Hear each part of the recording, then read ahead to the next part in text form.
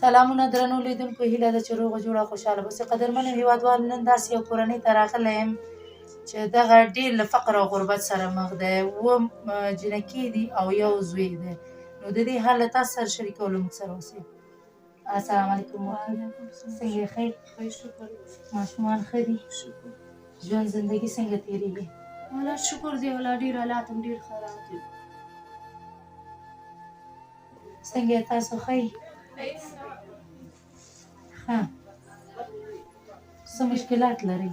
ډېر زیات مشکلات کوي چې سړی مې بوډا دی او په کور ناست دی، کله یې دیړي کله نه. بس سره جاله ده، رڼې جنکۍ مې دي خوراکۍ. څو جنکۍ دي؟ 7 جنکۍ مې دي او زامن؟ یو هلک مې دی. ښه.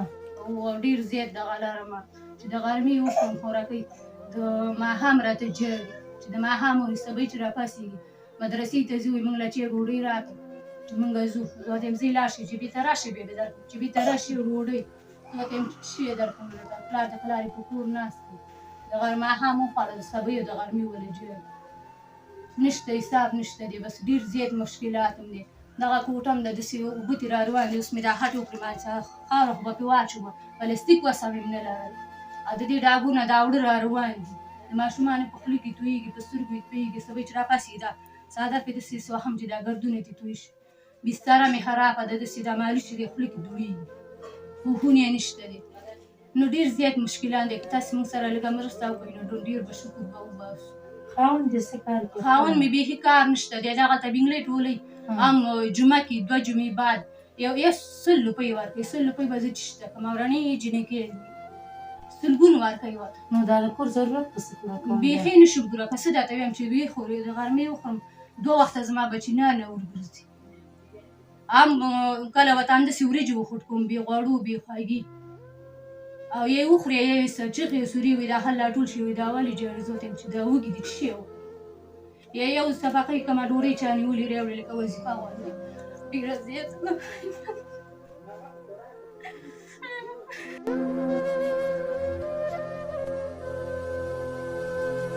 خیر ده، مه ژاړئ. ماشومان مدرسې ته ځي چې شماله ټکول کې د لاسونو تغمید موږ نه دغه غواړي، فیس غواړي. کله مدرسې ته ځي. دغه مې فیس تدرین کې راایستلي ده، نه کتابچې ده نه قلمونه نه سبق مې پرې ونه ویلو. هغه مې د 4م نه راایستلي، دا بله مې د 5م نه راویست. اوس یې زه قرآن شریف قربان شم، سبقونه یا یې 2 سپارې ویلې 3 ویلې، بېرته یې راوشړې. زه سبا له بیا وایم زه خیر دی، خدای به پیدا کړي، پلار سره به پیدا شي، در به هغه چې لاړ شي بېرته بیا چې سبۍ کې راشي لاسونه یې سیند نیسي.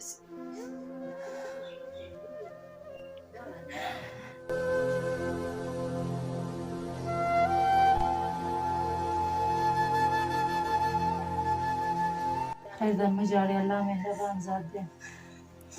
نو ډېر زیاته جامې ته یې ژاړم، څپلۍ له یې ژاړم، دودي زیلي له یې ژاړم. ناجوړه شي، کړنګېږي. یو نارې وایي بې سر مې دی، بل نارې وایي خپې مې دي، بل نارې وایي خېټه مې خرابه ده. دا 2 ورځې کېږي دا 2 دانې ایزه وي، داسې خرابې وي. بېګاریزه زما خپله ایزه وه. بیا مې دې خلکو نه مې ډوډۍ راوړې، دا هغه مې وخوړه.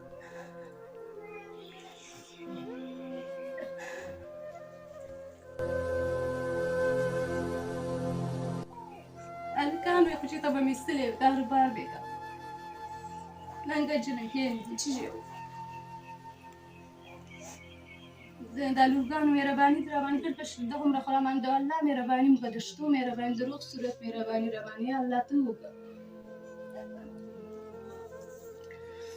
تاسې نه ډېره مننه چې تاسې موږ سره لږ دغه وکړئ، نو ډېر به شکر به وباسم. انشاءالله غرونه چې ستاسو غږ اوري، احد مې به تاسو سره مرسته کوي.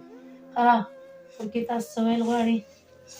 بس موږ به چې مکتب له تللو، هلته به ښه خلک به جامې او سینډل هر څه به راکول. موږ به چې تللو بس موږ به جامې به نه وي، بس ایسته به یې موږ مور راویستو. موږ به چې مور ته وویل، مور به راته ویل چې موږ تاسو ته ډوډۍ ته درکړم او که نه تاسو ته کالي او دا دغه وکړم.